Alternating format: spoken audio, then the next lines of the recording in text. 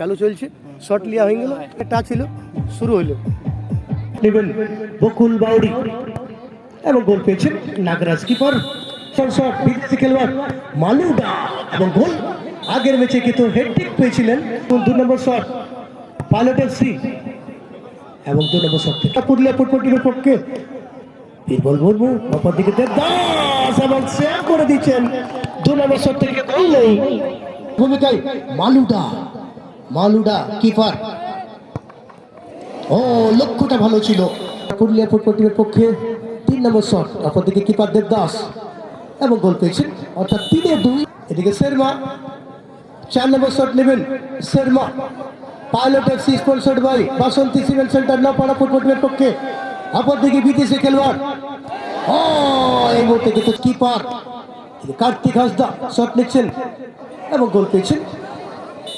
এই মুহূর্তে 5 নম্বর শট নেবেন এবং সঙ্গে সঙ্গে